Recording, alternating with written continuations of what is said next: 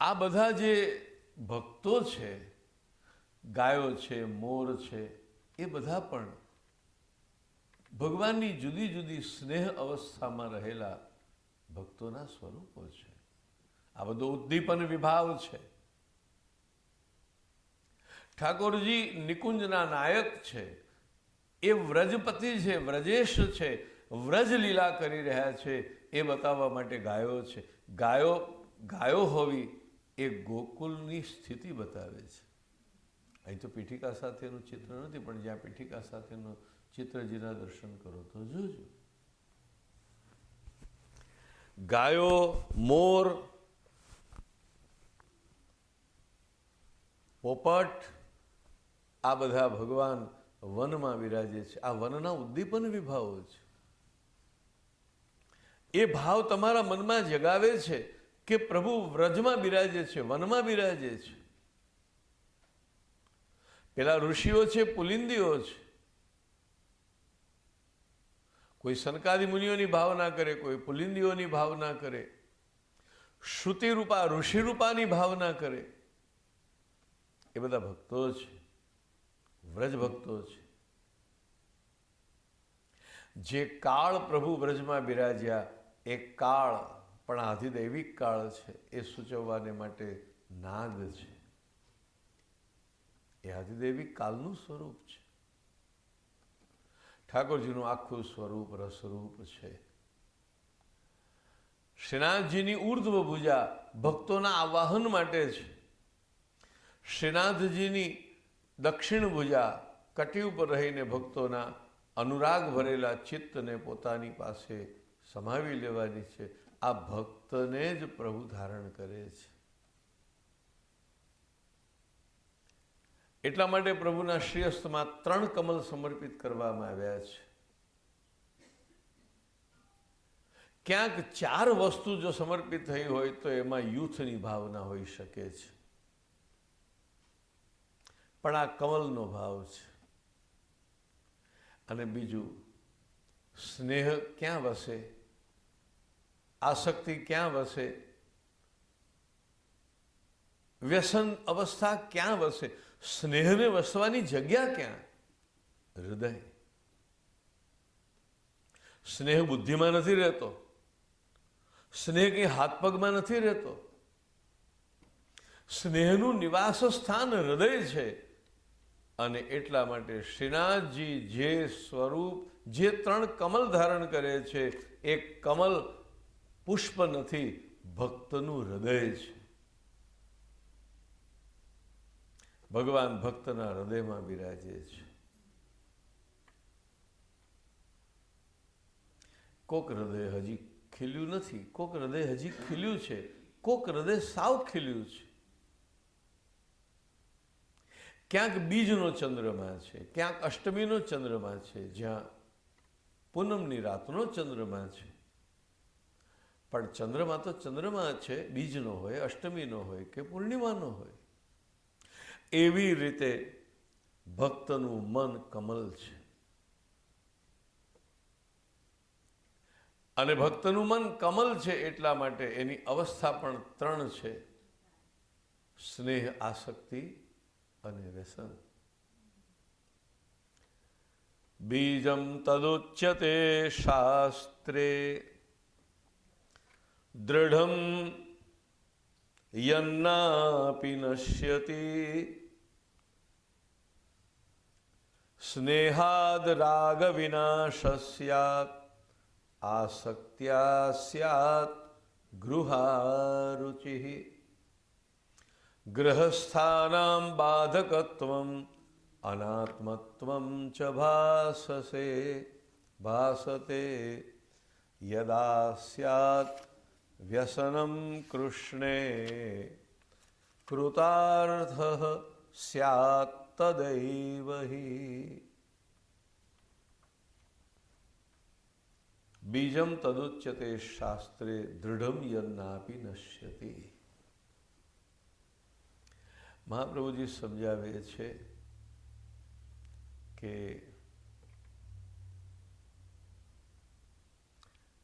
એનો કદી નાશ ન થાય એ સ્થિતિમાં એ આવી જાય છે. તમે જુઓ કે છોડ નાનો હોય છે ત્યારે નાના નાના પ્રાણીઓથી પણ સાચવવો પડે છે. એકદમ હમણાં જાણે અંકુર ફૂટ્યો છે, ફણગો જ ફૂટ્યો છે હજી, તો કેટલું ધ્યાન રાખવું પડે છે. એક કોઈક નાનકડા પશુનો પગ પડે તો એ કચરાઈ જાય.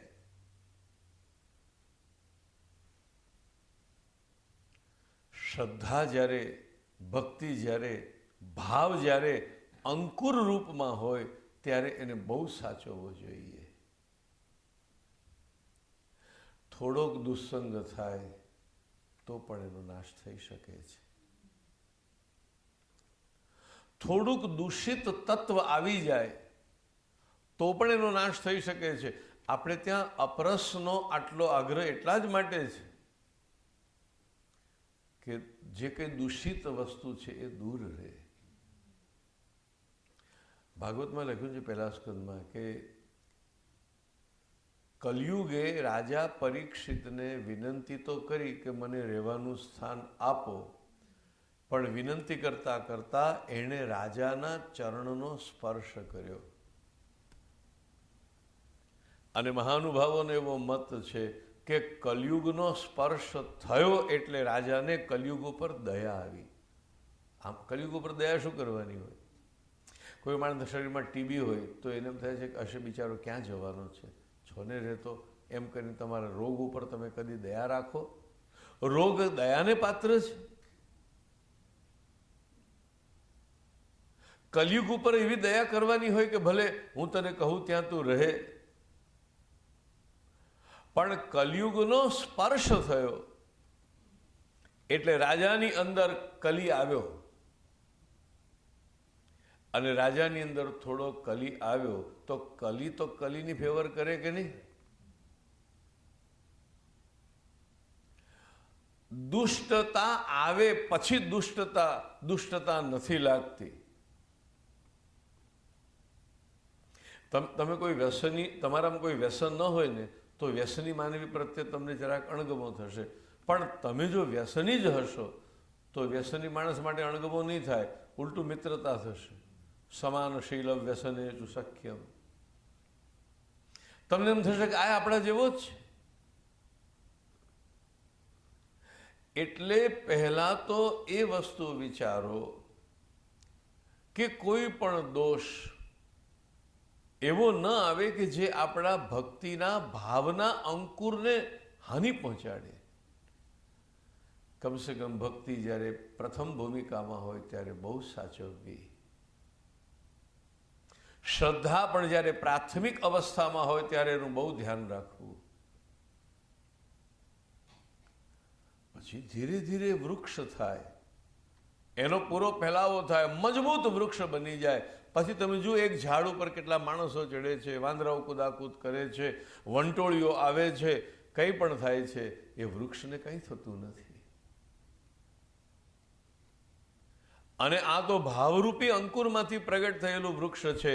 એટલે આ વૃક્ષ નથી, કલ્પ વૃક્ષ છે.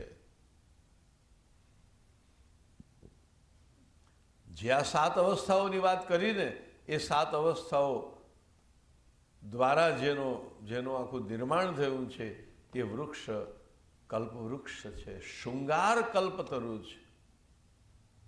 ભાવૈરંકુરિતમ મહી મૃગદશામાં કલ્પમાં સંચિતમ પ્રેમણા કંદલિતમ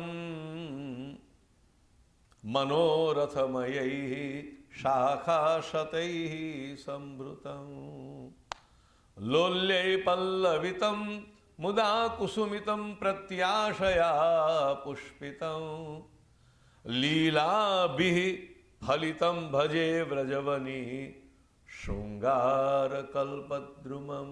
શ્રીમદ પ્રભુ ચરણે ઠાકોરજીને શૃંગાર કલ્પતરુ કહ્યા છે. આનું વર્ણન શ્રી હરિરાયજીએ ખૂબ સુંદર રીતે કર્યું છે. ઠાકોરજી ગોપિકાઓના ભાવરૂપી અંકુરમાંથી પ્રગટ થઈ અને એ ગોપિકાઓને ફલરૂપી રસનું દાન કરે છે.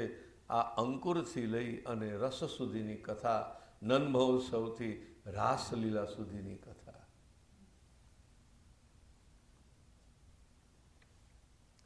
નન્મહોત્સવથી પણ નહીં, ઘણા રે દિવસના આપણે ગાઈએ છીએ ને, આરંભ ક્યાંથી થયો? સૃષ્ટિના આરંભની વખતની વાત છે. સારસ્વત કલ્પ પહેલાની વાત છે.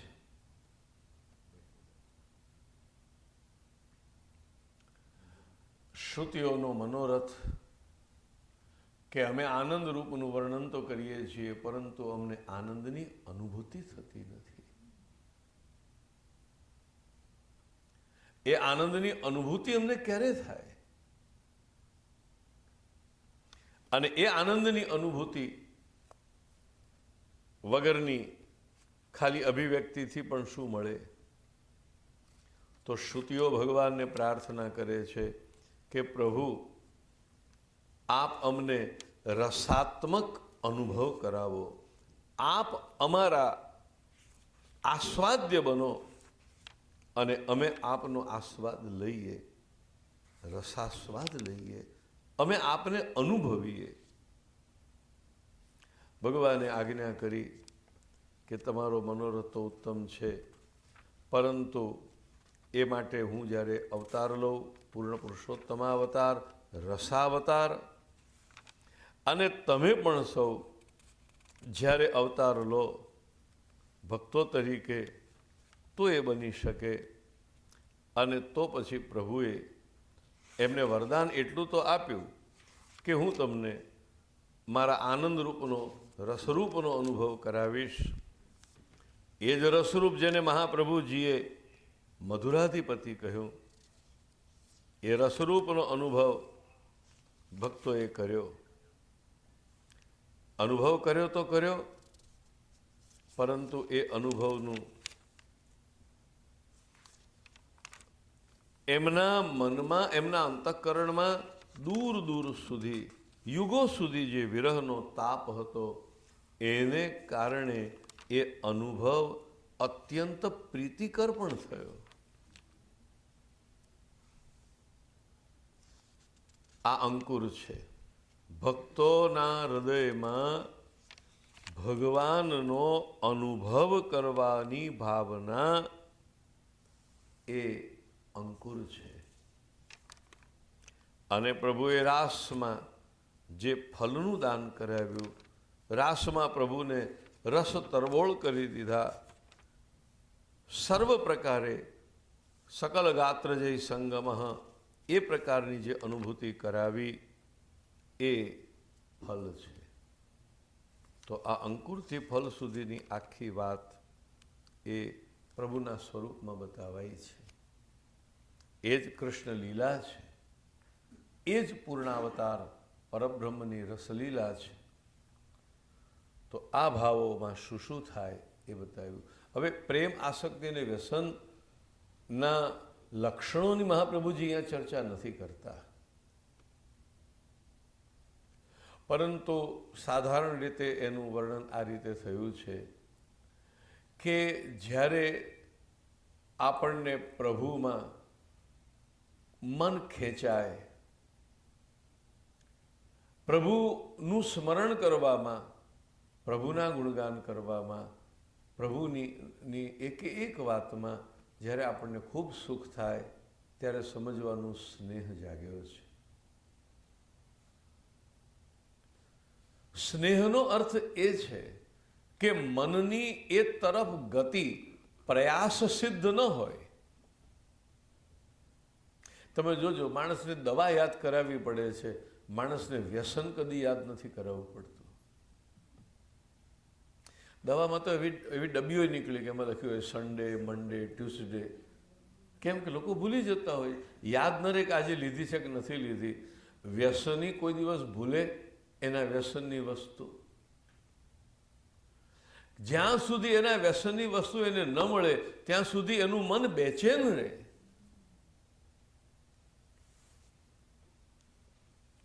તો પહેલી અવસ્થા છે સ્નેહ. સ્નેહનો અર્થ છે આપણને પ્રભુ ગમે, પ્રભુની વાતો ગમે. કોઈ આવીને આપણી પાસે બેસીને પ્રભુની વાતો કરે તો આપણને સારું લાગે. આ પહેલી અવસ્થા છે સ્નેહ. જો હવે તમારું શ્રવણ કીર્તન ચાલુ રહ્યું, જો તમારો સત્સંગ ચાલુ રહ્યો, જો તમે પ્રભુના સ્નેહીજનોના સંગમાં રહ્યા, તો એ સ્નેહ થોડા સમય પછી બની જશે આસક્તિ. આસક્તિનો રંગ સ્નેહના રંગ કરતા થોડો ઘેરો છે. આસક્તિનો અર્થ છે કે હવે આપણું મન કોઈ પણ જાતના પ્રયત્ન વિના રોકાતું નથી અને ત્યાં દોડી જાય છે.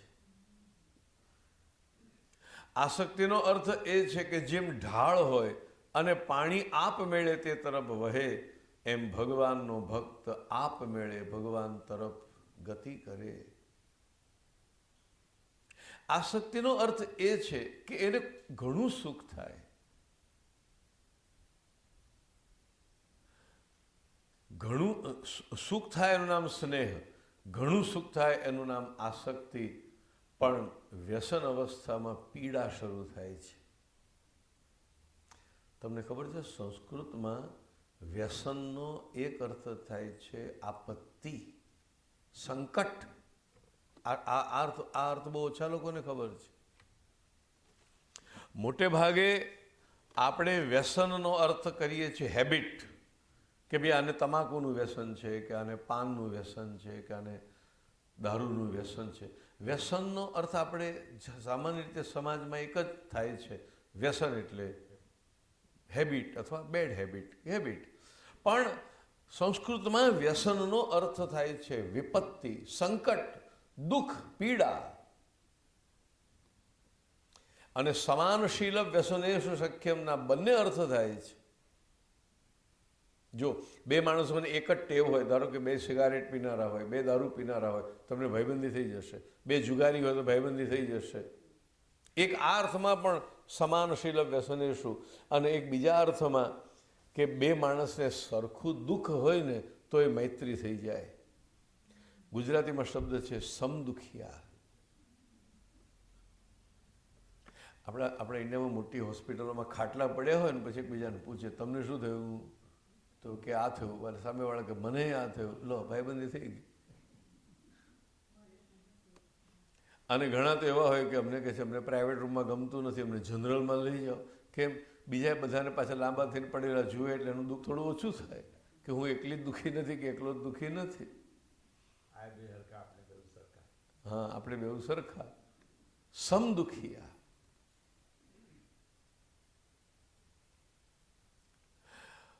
વ્યસનનો અર્થ વિપત્તિ પણ થાય છે. અને ખરેખર જ્યારે ભાવ વ્યસનાવસ્થામાં પહોંચે છે પછી તો લાલ તુમ બિન રહ્યો ન જાય, વ્રજરાજ લડંતે લાડીલો, ગોવર્ધન ધનવાસી સાંભરો. એ જે વિરહની સ્થિતિમાં ગોપીજનો પોતાના ભાવોનું વર્ણન કરે છે, એ વ્યસનાવસ્થાનો અર્થ છે. સ્નેહ એટલે પ્રભુમાં મન જાય, આસક્તિ એટલે પ્રભુમાં બળપૂર્વક મન જાય. વ્યસનનો અર્થ છે કે જો પ્રભુનું દર્શન ન થાય તો જીવ ઘૂંટાય, વ્યાકુળ થાય, અકળાય, પાણીમાંથી કાઢી લીધેલી માછલીના જેવી સ્થિતિ થાય. આનું નામ વ્યસન. વ્યસનથી પીડા શરૂ થાય છે. વ્યસન અવસ્થામાં આવો એટલે તમે દુઃખી થશો. વ્યસન અવસ્થામાં આવો એટલે તમારામાં વેદના આવશે. એવી જ વેદના જેનું વર્ણન આપણા અનેક મહાનુભાવોએ હિલક વગેરે પદોમાં પણ કર્યું છે.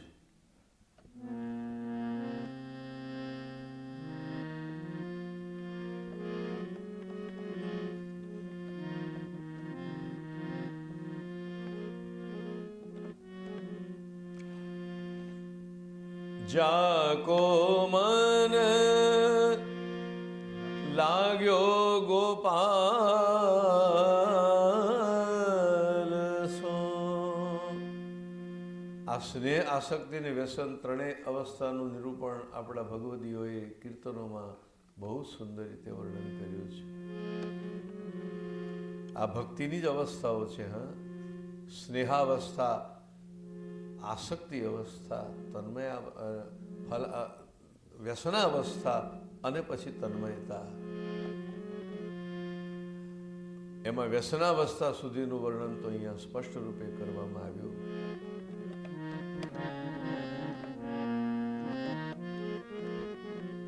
જાકો મન લાગ્યો ગોપાલ સો તાહી और कैसे भावे हो.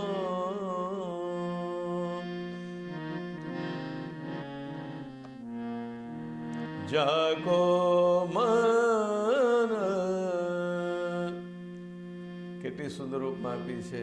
લેકર મીન दूध मेरा को लेकर मीन दूध मेरा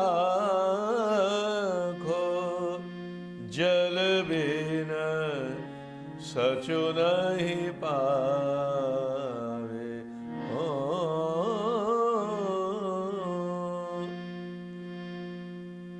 કેટલી સુંદર ઉપમા આપી. માછલીને દૂધમાં પધરાવો તો તરફડે, ખારા દરિયાના પાણીની માછલીને ખારા દરિયામાં પધરાવો તો સુખેથી વિહાર કરે, પણ જો દૂધમાં નાખો તો વ્યાકુળ બની જાય. ભગવાનના ભક્તોને જે સુખ ભગવત ચરણમાં મળે, ભગવત ગુણગાનમાં મળે, તે ક્યાંય ન મળે. લે કરમીન दूध में राखो जल बिन सचु नहीं पावे. जाको मन लाग्यो गोपाल सो.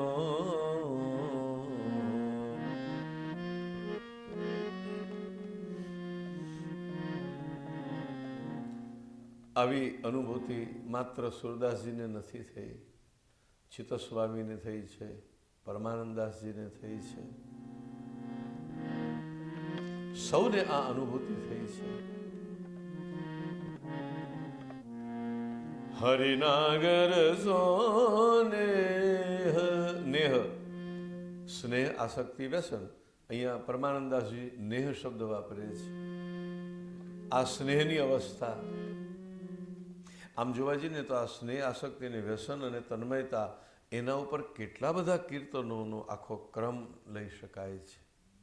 કારણ કે આ આખી વ્રજ ગોપીની પ્રેમ લક્ષણા ભક્તિના જ રૂપો છે. પુષ્ટિ ભક્તિ આ છે કે જેમાં પ્રભુનો ભક્ત પ્રભુના પ્રેમમાં ધીરે ધીરે આ અવસ્થાઓમાં પહોંચે છે.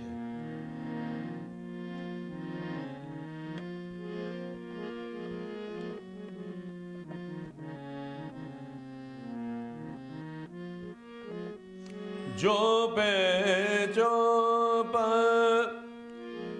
मिलन की हो, जो पे चौप. આ ભગવદીઓ ખરેખર એવા હતા હો. આ ખાલી એમણે ગાયું નથી, ખાલી એમણે વર્ણવ્યું નથી, પરંતુ આ પ્રકારની ભક્તિ એમના જીવનમાં ખરેખર જોવા મળી છે. દશરથ રાજા રામાયણમાં બોલ્યા છે, બિનુ રામ જીવન મોર નાહી, હું રામ વિના ન જીવી શકું. અને તે વખતે ખરેખર એમણે કરી બતાવ્યું. રામના વિયોગમાં દશરથ રાજાના પ્રાણ ગયા છે. આ બધા જે ભગવદીઓ વર્ણન કરે છે, गिरिधर लाल तो ही बिनु देखे, गिरिधर लाल तो ही बिनु देखे, पल छीन कल्प विहाय, जो पे चोप मिलन की हो, जो पे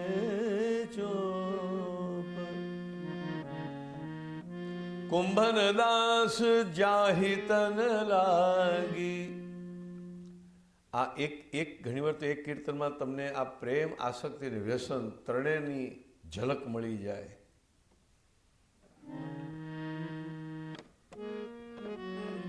કુંભન દાસ જાહી તન લાગી. કુંભનદાસ કહે છે જેના ચિત્તમાં શ્રી કૃષ્ણનો આ દ્રઢ અનુરાગ જાગ્યો હોય એને શું થાય? ઓર ન કછું સુહાય. અહીંયા મહાપ્રભુજીએ પણ શું કહ્યું સાંભળો. સ્નેહાદ રાગ વિનાશસ્યાત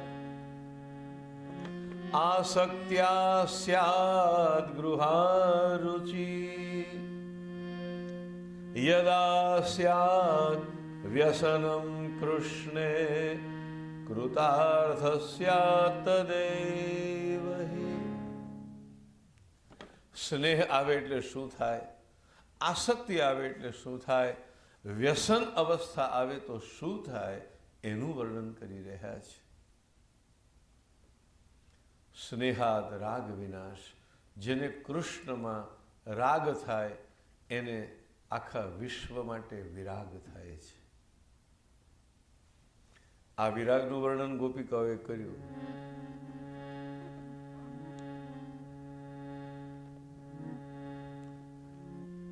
ઇતર રાગ વિસ્મારણમ નૃણામ. ગોપીજનો કહે છે પ્રભુ આપનો વેણુનાદનો જેણે આસ્વાદ લીધો હોય એ લોકોની શી સ્થિતિ થાય?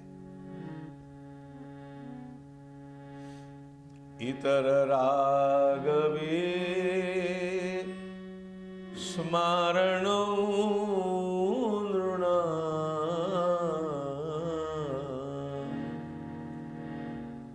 ત્યાં પ્રમાણ, પ્રમેય, સાધન અને ફલ આ ચારેયનું વર્ણન ગોપીજનોએ કર્યું છે. સુરત વર્ધનમ શોકનાશનમ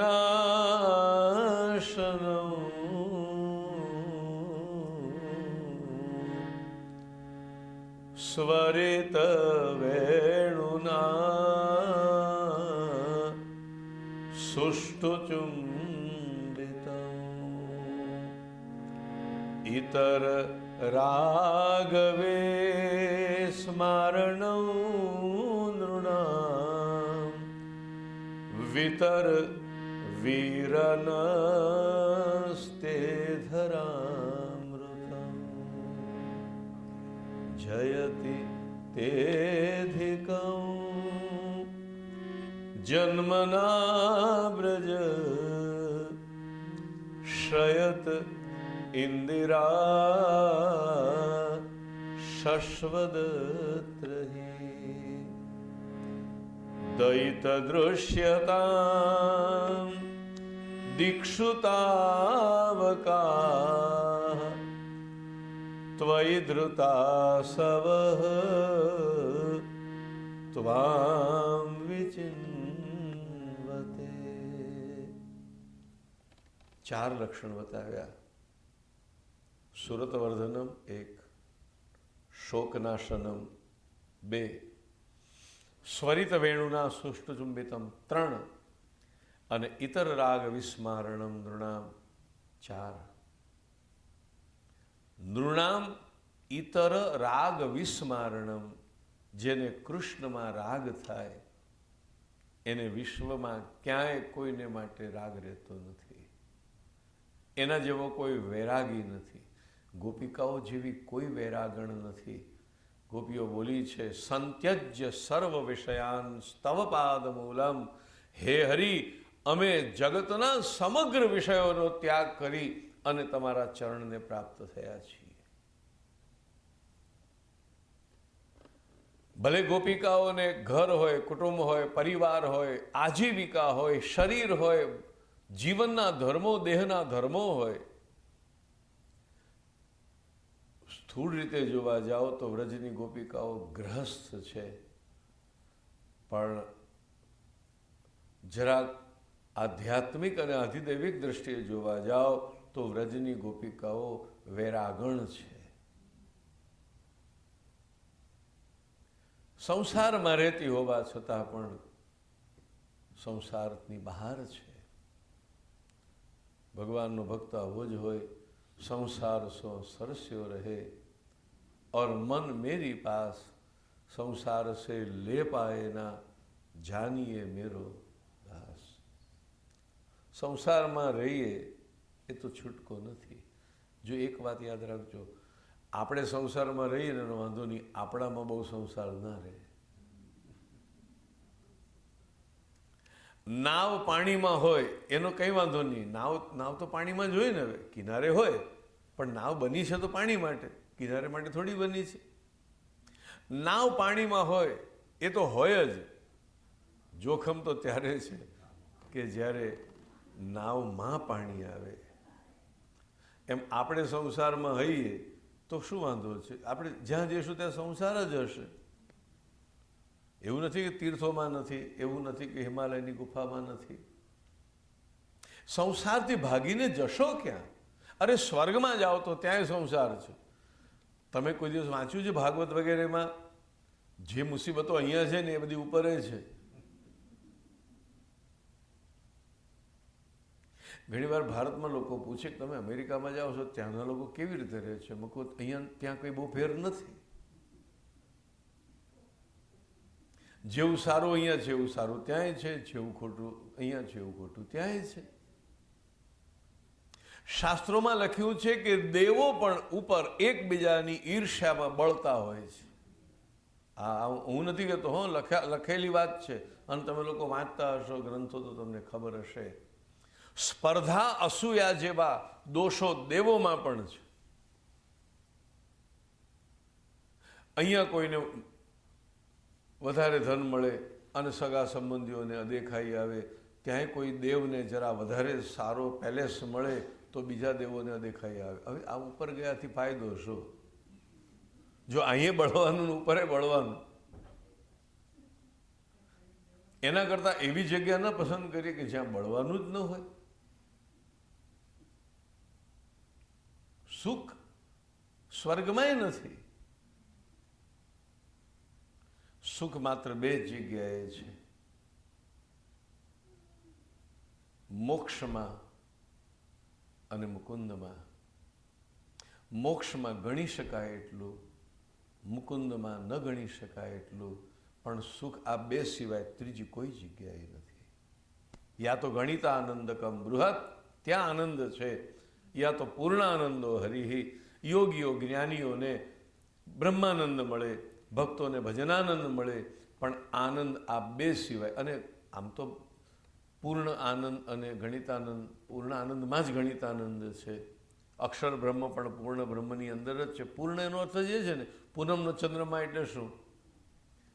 પૂનમનો ચંદ્રમાની અંદર એ છે કે જેના અષ્ટમીની કલા આવી ગઈ, ચતુર્દશીની કલા આવી ગઈ, ચોથનો ચંદ્ર, આઠમનો ચંદ્ર, બધા જેમાં આવી ગયા એ પૂર્ણ. તો સ્નેહનો અર્થ, જ્યારે કોઈને કૃષ્ણમાં સ્નેહ જાગે અથવા જેની ભક્તિ સ્નેહનું રૂપ લે, ત્યારે મહાપ્રભુજી કહે છે રાગ વિનાશ. ભગવાન સિવાય ઇતરમાં એને રાગ ન રહે. આસક્તિ આવે એટલે ઘરમાં રુચિ ન રહે. જો ઘરમાં પ્રભુ ન બિરાજતા હોય તો એને ઘર ન ગમે. એટલે જ મુજને નવારીશ મારી રે માડી, દર્શન કરવા હું જાઈશ દાડી, કહેશે તેને કહેવા દઈશું, આપણ સર્વે સાંભળી લઈશું. ગોપિકા દોડી દોડીને નંદ ભવનમાં પહોંચી જાય, યશોદાજીની પાસે જાય. માં તમારું કંઈક કામ કરીએ, માં કંઈક અમને સેવા ચીંધો ને, તમે બેસી રહો, તમે આરામ, તમે લાલાને સાચવો, ચલો અમે અહીંયા બુહારી કરી દઈશું, અમે અહીંયા આ કરી દઈશું. જાય છે તો કેવળ લાલાને નિરખવાના લોભથી, પણ એ ભાવથી જાય છે. તો આસક્તિના કારણે ઘરમાં રુચિ નથી રહેતી. ઘરમાં ન રહે, નંદ ઘરમાં રહે. ઘરમાં ન રહે, મંદિરમાં રહે, હવેલીમાં રહે, સ્વગૃહમાં નહીં, પરંતુ પ્રભુ જ્યાં બિરાજતા હોય ત્યાં. અને જો આપણા ઘરમાં પ્રભુ બિરાજતા હોય તો પછી એ પ્રશ્ન જ નથી. આગળ કહે છે, ગૃહસ્થાના બાધકત્વમ અનાત્મત્વમ ચ ભાસતે. અને એ ભક્તિમાં બાધક થનારા બધા અનાત્મા એટલે પરાયા અને બાધક એટલે વિઘ્ન કરનારા લાગે છે. તમારે ઠાકોરજીના દર્શન કરવા જવું હોય ને કોઈ લૌકિક કારણ આવી પડે તો એ લૌકિક કારણ ભલે ઉત્સવરૂપ હોય ને તોય તમને બાધક લાગવું જોઈએ. ચલો એક દિવસ અમે નક્કી કર્યું હોય કે વ્રજમાં ઠાકોરજીના દર્શન કરવા જવું છે, તે દિવસે કોઈકની ગ્રેજ્યુએશન પાર્ટી આવી જાય તો તમને એમ લાગવું જોઈએ કે આ બાધક આવ્યો. તમને થયું અરે આ ક્યાં લૌકિક આવ્યું. જશો તોય દુઃખી થઈને જશો અને ત્યાં બધા વાજા વગાડતા હોય, નાચતા ગાતા હોય, તમને એમ થાય કે અરે મને મારા ઠાકોરજીનો વિયોગ થયો. આ બાધકત્વ. એ જ્યારે પ્રભુમાં આસક્તિનો ભાવ આવે, વ્યસનનો ભાવ આવે, યદા સ્યાદ વ્યસનમ કૃષ્ણે, અને એમાં જ્યારે જીવને વ્યસન થઈ જાય પછી તો એ કૃતાર્થ થઈ ગયો. જેનું બીજ, જેનો અંકુર વ્યસન સુધી પહોંચ્યો પછી એ દૃઢન ના આપી નશ્યતી, પછી એ વૃક્ષ એટલું મજબૂત થઈ જાય એના પર કોઈ ચડે કૂદે ગમે તે કરે એનો નાશ ન થાય. મહાપ્રભુજી એ કહેવા માગે છે કે અમુક કક્ષાએ તમારી ભક્તિ પહોંચે ને પછી દુસ્સંગે તમારું બગાડી શકે નહીં. પછી એવું ન થાય કે દુસ્સંગથી તમે દુષ્ટ થઈ જાઓ. પછી તો એવું થાય તુજ સંગે કોઈ વૈષ્ણવ થાય તો તું વૈષ્ણવ સાચો, તારા સંગનો રંગ ન લાગે ત્યાં સુધી શું કાચો. ભક્તિનો રંગ જ્યારે દૃઢ થઈ ગયો ત્યારે કોઈ દુષ્ટ વૈષ્ણવના સંગમાં આવશે તો વૈષ્ણવને દુષ્ટ નહીં બનાવી શકે, દુષ્ટ વૈષ્ણવ બની જશે. પણ એ ક્યારે દ્રઢમ યન્ના આપી નશ્યતી, એ એની દ્રઢતાને પામે ત્યારે એ દ્રઢતા સુધી જવા માટે સત્સંગ કરો. દુસ્સંગથી બચવું હોય તો સત્સંગ કરો, અને દુસ્સંગીઓને સત્સંગી બનાવવા હોય તોય સત્સંગ કરો. ભક્તિની વૃદ્ધિ માટે સત્સંગનો, શ્રવણ કીર્તનનો ખૂબ મહિમા છે એમ મહાપ્રભુજી બતાવે છે. અહીંયા આખો એક વિષય પૂરો થાય છે. પૂરો એ અર્થમાં થાય છે કે મહાપ્રભુજીએ આ અવસ્થા આખી આપણને સમજાવી દીધી. પછી એક તન્મયતા આવે છે, ચોથી અવસ્થા. કુલ અવસ્થા 4 છે. કમળ ધારણ કર્યા છે 3. ચોથું તો પ્રભુની અંદર જ સમાયેલું છે.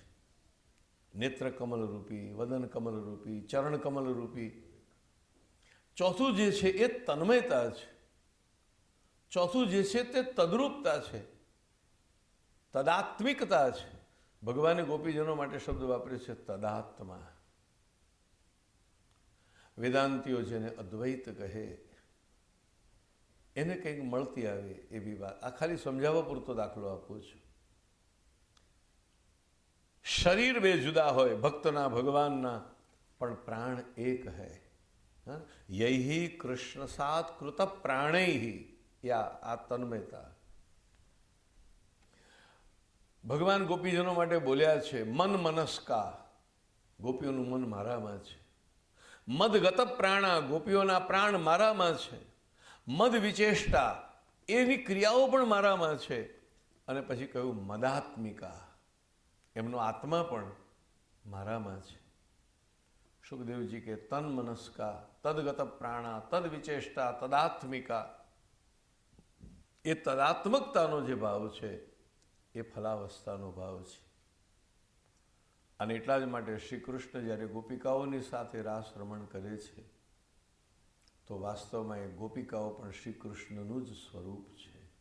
બ્રહ્મ લટકા કરે બ્રહ્મ પાસે. ધારો કે તમને સ્વપ્ન આવ્યું અને સ્વપ્નમાં કોઈ શત્રુ આવ્યો અને તમે એની સાથે ફાઇટિંગ કરી. એ શત્રુ ક્યાંથી આવ્યો? એ શત્રુ તમે જ છો. સ્વપ્નમાં તમે અને તમારી સાથે યુદ્ધ કરનારો શત્રુ, આ બે વ્યક્તિઓ છે. સ્વપ્નમાં તમે પણ તમે છો અને તમારો શત્રુ તમે જ છો. સ્વપ્નમાં તમે જ તમે છો અને તમારો મિત્ર પણ તમે છો. સ્વપ્નમાં જીતનારા પણ તમે છો ને હારનારા પણ તમે જ છો. તમારી જ સૃષ્ટિ છે. ભગવાનને તો આ સ્વપ્ન નહીં પણ આખી જે ભાવાત્મક સૃષ્ટિ છે, દિવ્ય સૃષ્ટિ છે, એમાં બધું ભગવાન જ છે. એટલે કૃષ્ણ પણ મધુરા, ગાયો મધુરી, ગોપો પણ મધુરા અને રાસ રમનારી ગોપીઓ પણ મધુરા.